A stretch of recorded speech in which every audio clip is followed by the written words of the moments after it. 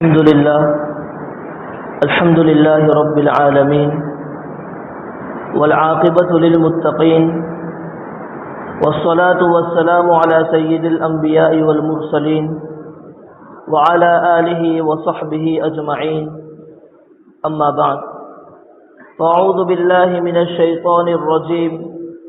بسم الله الرحمن الرحيم يا أيها الرسل كلوا من الطيبات واعملوا صالحا إني بما تعملون عليم صدق الله العظيم۔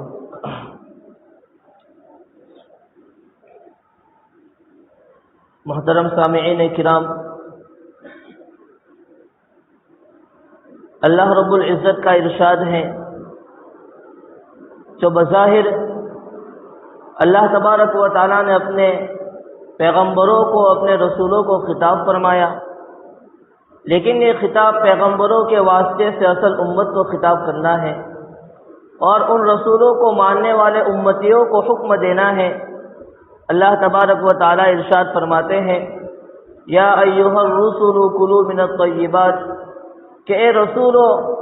اور رسولوں کے واسطے سے ان پر ایمان لانے والے ان کے امتیوں، کلوا من الطیبات، اللہ تعالیٰ فرماتے ہیں کہ پاکیزہ رزق کو کھاؤ، حلال رزق کو کھاؤ، اور اس کے بعد دوسرا حکم فرمایا وَعَمَلُوا صَالِحًا، اور نیک اعمال کرو، بھلے کام کرو، انی بما تعملون علیم، بلا شبہ تم لوگ جتنے بھی عمل انجام دیتے ہو، جتنے بھی کام کرتے ہو، میں اس سے واقف ہوں، مجھے اس کا پورا علم ہے، اور آخرت میں اسی عمل کے مطابق بدلہ دیا جائے گا۔ نیک اعمال پر ثواب اور جنت ملے گی، برے اعمال پر اللہ تعالیٰ کا عقاب اور عذاب میں مبتلا ہونا پڑے گا۔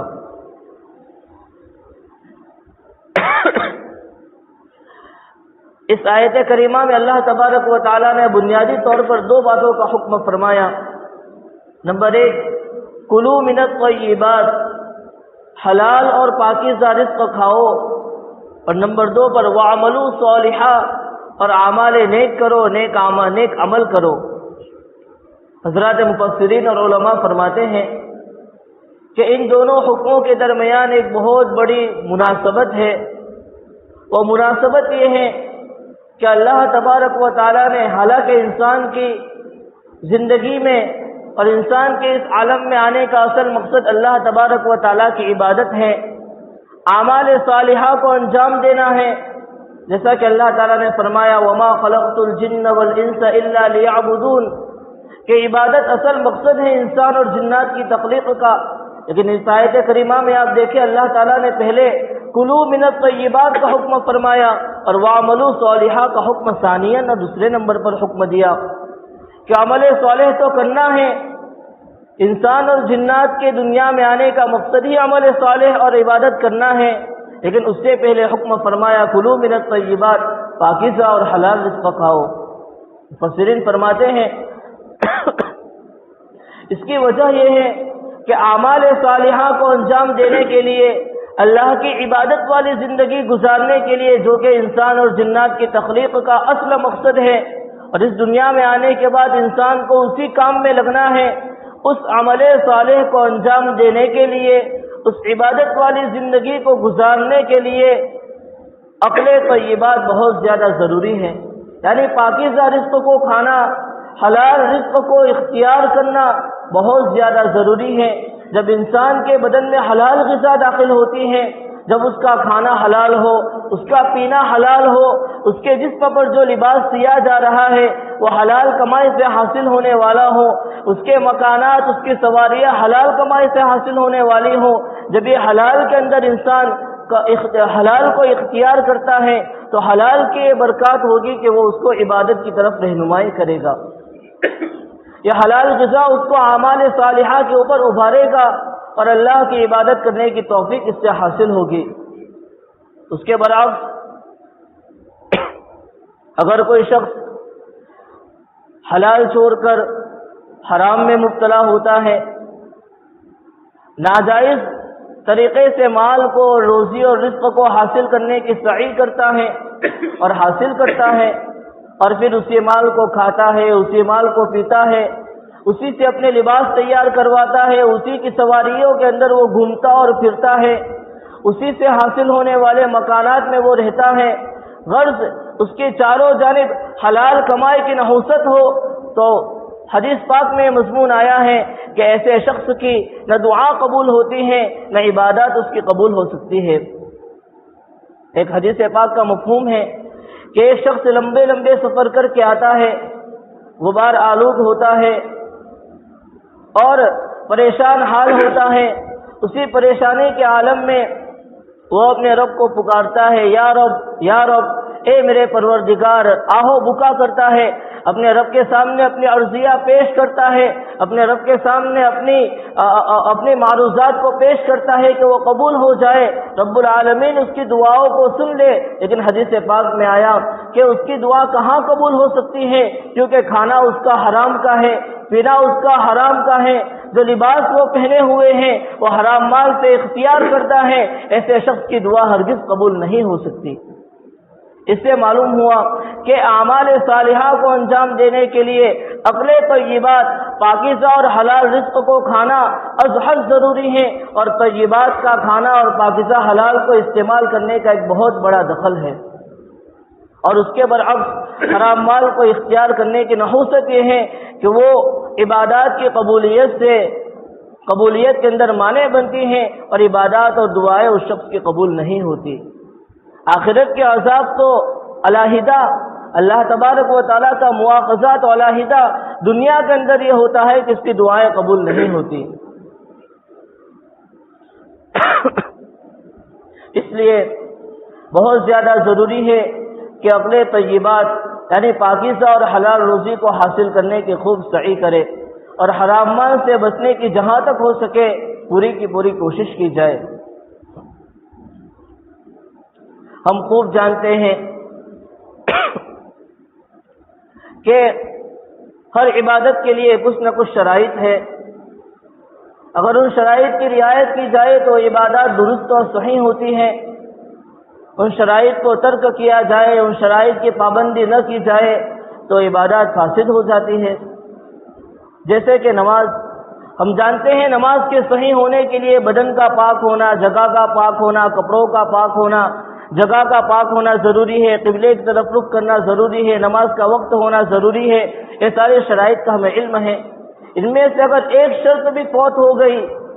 بدن پاک نہیں ہے، بدن پاک ہے کپڑا پاک نہیں ہے، بدن کپڑا پاک ہے جگہ پاک نہیں ہے، ساری چیزیں پاک ہے لیکن اس کا چہرہ قبلے کی طرف نہیں ہے، غرض نماز کے صحیح ہونے کے لیے جتنی شرائط ہیں ان شرائط میں سے اگر ایک شرط بھی فوت ہو گئی تو نماز اس کی قابل قبول نہیں ہے، وہ نماز کہلائے جانے کے لائق نہیں رہتی۔ یہی معاملہ حج کا ہے، یہی معاملہ زکوٰۃ کا ہے۔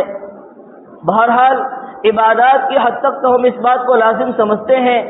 کہ عبادات کے صحیح ہونے کے لیے شرائط کا پایا جانا ضروری ہے، اور ان شرائط کی پابندی از حد ضروری ہے۔ ان میں سے اگر کسی ایک شرط بھی ترک ہو گئی اور ایک شرط بھی چھوٹ گئی تو عبادت نہیں رہتی، وہ عبادت درست نہیں ہوتی، وہ عبادت خراب ہو جاتی ہے۔ اسی طرح اس بات کا بھی جاننا بہت ضروری ہے کہ جس طرح عبادات کے صحیح ہونے کے لیے شرائط کی پابندی ضروری ہے، اسی طرح عبادات کے علاوہ دیگر معاملات، لین دین ہے، بیع و شراء یعنی خرید و فروخت ہے، اسی طرح تجارت ہے، زراعت اور کھیتی باڑی ہے، اجارہ یعنی کرائے کا جو معاملہ ہے، اور میراث کا معاملہ ہے، اس کے علاوہ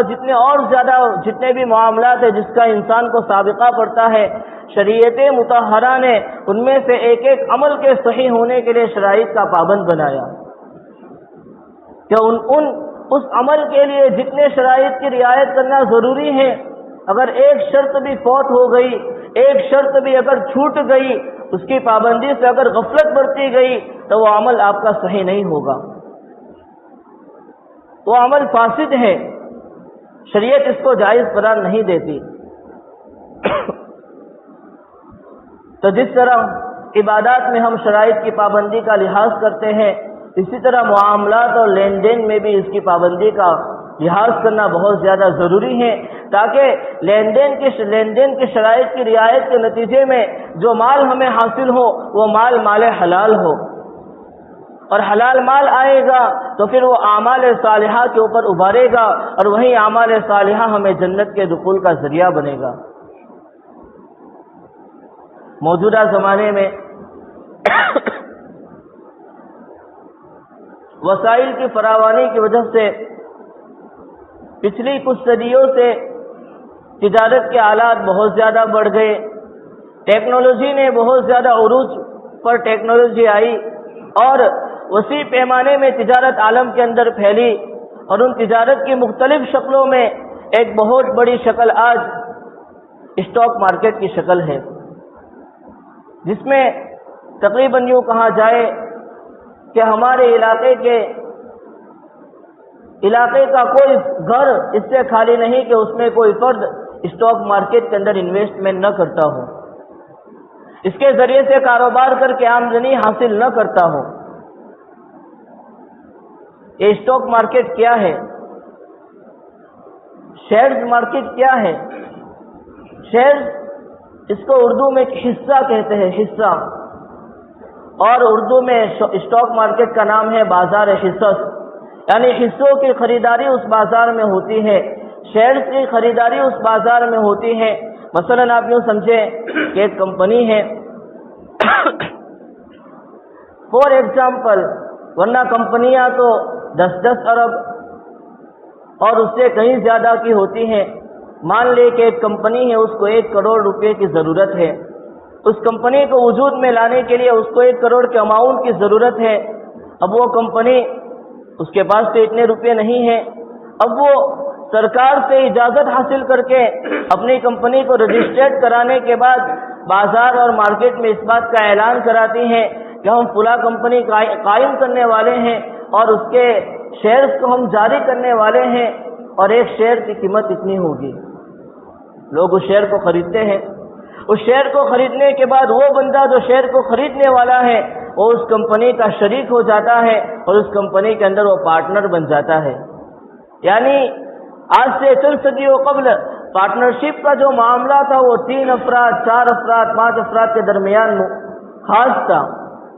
اس سے زیادہ لوگ پارٹنرشپ نہیں کرتے تھے، لیکن آلات کی جدت کی وجہ سے اور وسیع پیمانے میں آلات کے دنیا میں پھیل جانے کی وجہ سے اب لوگ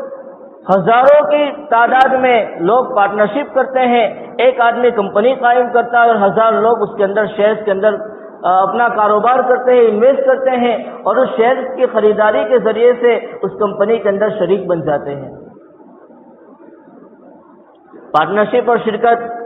یہ بھی ایک معاملہ ہے،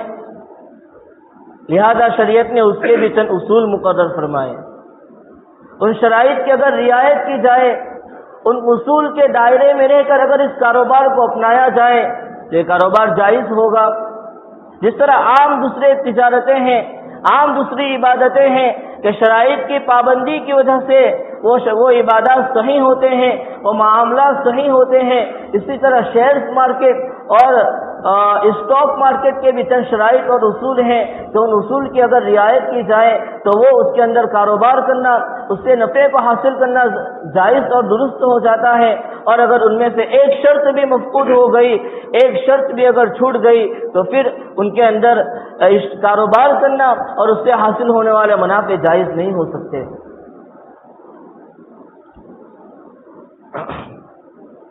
بہت سے شرائط بیان کیے علماء نے، چند شرائط وہ ہے جو مختلف بھی ہیں، جن میں علماء کا اختلاف ہے کہ اس کی پابندی ضروری ہے یا نہیں، چند وہ ہے جو مبنی بر احتیاط ہے، احتیاط کی وجہ سے ان شرائط کی پابندی ضروری قرار دی جاتی ہے، اور چند شرائط وہ ہیں کہ ان کی پابندی تقریباً تمام علماء کے نزدیک، تمام فقہاء کے نزدیک لازم اور ضروری ہے۔ ان شرائط کی رعایت کرنا از حد ضروری ہے، ایک شرط بھی اگر اس میں سے فوت ہو گئی تو پھر یہ کاروبار اور اس سے حاصل ہونے والی آمدنی صحیح نہیں ہوگی۔ انہی شرائط میں سے 4 بنیادی شرطیں ہیں۔ پہلی شرط تو یہ ہے کہ آپ جس کمپنی کے شیئر خریدتے ہیں جس کمپنی کے اندر انویسٹمنٹ کرنا چاہتے ہیں پہلے دیکھیں کہ وہ کمپنی حلال کاروبار کرتی ہو، وہ کمپنی کا اصل کاروبار حرام نہیں ہونا چاہیے۔ مثلا وہ کمپنی شراب بنانے والی نہ ہو، وہ کمپنی فلم میکر اور فلم بنانے والی نہ ہو، وہ کمپنی بینک کا اور سودی کاروبار کرنے والی نہ ہو، وہ کمپنی سود اور قمار اور سٹے بازی پر مبنی انشورنس کی کمپنی نہ ہو۔ اس کے علاوہ اور جتنے بھی حرام کام ہیں وہ کمپنی اصل کاروبار کے اعتبار سے حلال کاروبار کرنے والی ہو، حرام کاروبار کے اندر وہ کمپنی ملوث نہ ہو۔ سب سے پہلی اور بنیادی شرط ہمارے یہاں ماشاءاللہ اس شرط کا لحاظ کیا جاتا ہے، لیکن بہت بڑی غلط فہمی یہ ہے کہ اسی شرط پر اکتفا کیا جاتا ہے۔ کمپنی کو دیکھا کہ وہ حلال کاروبار کرتی ہیں، اس کے شیئر خریدنا شروع کر دیے، اب اس سے جتنا بھی نفع حاصل ہوتا ہے اس کو حلال سمجھنا شروع کر دیتے ہیں، حالانکہ کمپنی میں کاروبار کرنے کے لیے صرف ایک شرط ضروری نہیں ہے، اس شرط کے ساتھ مزید 3 شرطیں اور ضروری ہے بنیادی طور پر۔ پہلی شرط تو یہ ہے کہ اصل کاروبار کمپنی کا حلال ہو۔ دوسری شرط اور بنیاد یہ ہے کہ آپ جس کمپنی کے شیئر خریدتے ہیں وہ کمپنی صرف کاغذی کارروائی کے اوپر محدود نہ ہو، یعنی اس کمپنی نے سرکار سے اجازت لے لی ہے اور سرکار نے اس کو اجازت دے دی ہے کہ آپ اپنے شیئر مارکیٹ کے اندر اعلان اس کا کر سکتے ہیں، لیکن ابھی تک اس کمپنی نے باقاعدہ زمینی اعتبار سے کاروبار شروع نہیں کیا۔ اس کمپنی نے ابھی اپنے جتنے املاک ہیں، مثلا 1 کروڑ کی اس نے شیئرز اس نے باہر بازار کے اندر اس نے ڈالے ہیں اور لوگوں نے اس کو خریدے ہیں، تو 1 کروڑ کی جتنا اماؤنٹ ہے اس اماؤنٹ میں سے بعض اماؤنٹ کے ذریعے سے اس نے کوئی بلڈنگ قائم کر لی ہو، بعض اماؤنٹ کے ذریعے سے اس نے مشینریاں خرید لی ہو، بعض اماؤنٹ کے ذریعے سے اس نے زمین خرید لی ہو، یعنی زمینی اعتبار سے اس نے کاروبار کرنا شروع کر دیا ہو۔ صرف کاغذی حد تک وہ کمپنی نہ ہو کہ اس کمپنی کو سرکار نے اس کی اجازت دی ہے اور سرکار کی طرف سے یہ کمپنی صحیح ہے، اتنا کافی نہیں، بلکہ کاغذی کارروائی سے آگے بڑھ کر، سرٹیفکیٹ کے کارروائی سے آگے بڑھ کر وہ کمپنی زمینی اعتبار سے کام کرنے والی ہو۔ 2 بنیادی شرط۔ تیسری شرط یہ ہے کہ آپ جس کمپنی کے شیئر خریدتے ہیں وہ کمپنی لازماً، آج کوئی کمپنی اس سے خالی نہیں کہ وہ سودی کاروبار نہ کرتی ہو، ہر کمپنی سودی کاروبار میں کسی نہ کسی حد تک ضرور ملوث ہوتی ہے۔ اب ضرور ملوث ہوتی ہے تو اس سودی کاروبار سے بچنے کا کیا طریقہ ہے؟ تو حکیم الامت حضرت مولانا اشرف علی صاحب تھانوی رحمۃ اللہ علیہ نے اور ان کے واسطے سے حضرت مفتی تقی عثمانی صاحب دامت برکاتہم العالیہ نے یہ طریقہ تجویز فرمایا، اور اس کے علاوہ دیگر علماء کرام نے بھی یہ طریقہ تجویز فرمایا کہ جب کمپنی سودی کاروبار میں لامحالہ ملوث ہونے والی ہے اور ہر کمپنی سود میں کچھ نہ کچھ ملوث ضرور ہوتی ہے، تو اس سود کے کاروبار سے سبکدوش ہونے کے لیے، اپنے ذمے کو اس سے بری کرنے کے لیے AGM کے اندر آواز اٹھانا، اس کے خلاف آواز کو درج کرنا ضروری ہے۔ AGM اینیول جنرل میٹنگ جو ہر کمپنی کی ہوتی ہے، اس اینیول جنرل میٹنگ کے اندر اس سودی کاروبار کے خلاف آواز اٹھانا ضروری ہے۔ چاہے وہ آواز اٹھانا خود آدمی جا کر شریک ہو سکتا ہے تو شریک ہو، شریک نہیں ہو سکتا تو ای میل یا جی میل کے ذریعے سے خلاف ورزی کو درج کرائے کہ یہ کمپنی جس سودی کاروبار کے اندر ملوث ہے، ہم اس سودی کاروبار سے ہم سہمت نہیں ہیں اور ہم اس کا ساتھ نہیں دیتے، چاہے اس پر عمل ہو یا نہ ہو، لیکن اس سودی کاروبار کے خلاف آواز اٹھانا اور اپنا آواز کو درج کرانا ضروری ہے۔ 3 بنیادی شرطیں ہوئی، اور چوتھی بنیادی شرط یہ ہے، کبھی ایسا ہوتا ہے کہ کوئی کمپنی اپنے زائد اماؤنٹ کو، اپنے زائد رقم کو کسی بینک کے سیونگ اکاؤنٹ کے اندر رکھتی ہے اور اس سے سود حاصل کرتی ہے، اور اس انٹرسٹ کو اپنے جتنے بھی شیئر ہولڈرز ہیں ان کے درمیان پھر ڈویڈنڈ کے طور پر، منافع کے طور پر اس کو تقسیم کرتی ہے۔ اس کے لیے علماء نے ضروری قرار دیا کہ اگر کوئی کمپنی اس طرح اپنی زائد رقم کو کسی بینک کے اندر رکھواتی ہے، اس کے سیونگ اکاؤنٹ میں رکھوا کر اس سے منافع حاصل کرتی ہے، اور اپنے منافع اور نفع حاصل کرنے کا ایک باقاعدہ اس کو ذریعہ بنایا ہے، آمدن کا ایک ذریعہ بنایا ہے، اور اس سے نفع حاصل کر کے اپنے شیئر ہولڈروں کے درمیان اس کو تقسیم کرتی ہے، تو اب ضروری ہے کہ جس وقت آپ کو ڈویڈنڈ دیا جائے، جس وقت ان منافع کی تقسیم کی جائے، آپ دیکھیں کہ اس کمپنی کے جو انکم اسٹیٹمنٹ ہوتا ہے اس کو چیک کیا جائے۔ انکم اسٹیٹمنٹ کو چیک کرنے کے بعد دیکھیں کہ اس کمپنی کی جو سودی آمدنی ہے، جو بینک کے سیونگ اکاؤنٹ کے ذریعے سے حاصل ہو رہی ہے، وہ کتنے پرسنٹیج ہے، وہ کتنے فیصد کے اعتبار سے ہے۔ مثلا اس کمپنی کے جو سودی انویسٹمنٹ ہے اور سودی جو آمدنی اس کو حاصل ہو رہی ہے وہ 10% کے اعتبار سے ہے، تو اب دیکھیں کہ آپ نے جس وقت شیئر کو بیچا یا آپ کو جس وقت ڈویڈنڈ حاصل ہوا، مان لے کہ ڈویڈنڈ حاصل ہونے والا 100 روپیہ ہے، یا مان لے کہ جس وقت آپ نے شیئر کو بیچا اس وقت آپ کو 100 روپیہ نفع حاصل ہوا، اور آپ نے کمپنی کے انکم اسٹیٹمنٹ میں دیکھا کہ کتنا فیصد سود سے آ رہا ہے، اتنے فیصد کو اپنے منافع سے اور اپنے ڈویڈنڈ سے منہا کرنا اور اس کو نکالنا، علیحدہ کرنا ضروری اور لازم ہے۔ جیسے مثال میں اگر 10% آپ کا فیصد ہے انکم اسٹیٹمنٹ کے اندر سودی کاروبار سے حاصل ہو رہا ہے، تو 100 روپے کے اندر 10% 10 روپیہ بنتا ہے، تو اس 10 روپے کو نیت صدقے ثواب کی نیت کیے بغیر اس کو غریب کے اوپر صدقہ کرنا لازم اور ضروری ہے۔ یہ 4 بنیادی شرطیں ہیں، ان شرائط کی رعایت کرنا ضروری ہے تاکہ شیئر سے آنے والے آمدنی اور اس کاروبار سے آنے والی آمدنی حلال ہو جائے۔ تو پہلی شرط یہ تھی کہ وہ کمپنی اصل کے اعتبار سے حلال کاروبار کرنے والی ہو، حرام میں ملوث نہ ہو۔ دوسری شرط یہ تھی کہ وہ صرف پیپر کے اوپر محدود نہ ہو بلکہ زمینی اعتبار سے اس نے اپنے اماؤنٹ کے ذریعے سے بلڈنگ قائم کر لی ہو، یا اس کے ذریعے سے مشینریاں خرید لی ہو، یا زمین خرید لی ہو، یعنی صرف نقد اور روپیہ پیسہ اماؤنٹ میں نہ ہو بلکہ اس نے زمینی کاروبار شروع کر دیا ہو۔ نمبر 3 پر کہ آپ جب کمپنی کے اندر انویسٹ کرتے ہیں تو کمپنی لازماً سود کے اندر مبتلا ہوگی، تو AGM کے اندر، اینیول جنرل میٹنگ کے اندر اس سودی کاروبار کے خلاف آواز اٹھانا ضروری ہے۔ اور نمبر 4 پر جو بنیادی شرط ہے وہ یہ ہے کہ جب ڈویڈنڈ اور منافع حاصل ہو تو دیکھیں کہ انکم اسٹیٹمنٹ کے اندر جا کر چیک کرے کہ اس کمپنی کا جو سودی منافع حاصل ہوئے ہیں، سودی آمدنی سے کتنی فیصد منافع حاصل ہوئے ہیں، اور جتنے فیصد سودی منافع حاصل ہوئے ہو اس کو اپنے ڈویڈنڈ میں سے یا شیئر سے حاصل ہونے والے منافع میں سے علیحدہ کر کے صدقے کی نیت، ثواب کی نیت کے بغیر اس کو صدقہ کرنا لازم اور ضروری ہے۔ اور اسی کے ساتھ ساتھ یہ کہ شیئر مارکیٹ میں انویسٹ کرنے والا کبھی محض انویسٹمنٹ کی نیت سے انویسٹ کرتا ہے کہ سال تک شیئر خریدنے کے بعد رکھ چھوڑتا ہے،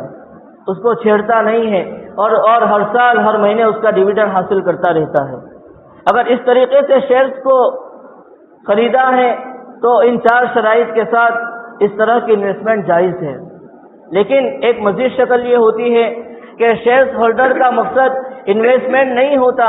بلکہ محض نفع کمانا ہوتا ہے، کہ وہ اندازہ لگاتا ہے کہ کس کمپنی کے شیئرز اوپر جائیں گے، کس میں خسارہ ہوگا، جس میں نفع کی امید ہوتی ہے اس شیئر کو خریدتا ہے، جب نفع حاصل ہوتا ہے تو اس کو بیچ دیتا ہے۔ عامتاً یہی صورت ہے۔ تو اس کے لیے مزید ایک 5ویں شرط ضروری ہے، وہ یہ ہے کہ کمپنی کے شیئر جب تک آپ کے کھاتے میں ڈیلیوری اس کی نہ ہو جائے اس سے پہلے اس کو آگے بیچنا جائز نہیں ہے، جس کو یوں کہیں کہ انٹراڈے ٹریڈنگ کرنا جائز نہیں ہے، اس لیے کہ اس کے اندر ڈیلیوری اور قبضہ نہیں ہوتا، اور علماء کرام نے اس کو ناجائز کہا ہے۔ دعا ہے کہ اللہ تبارک و تعالی ہمیں ان شرائط کی رعایت کی توفیق نصیب فرمائے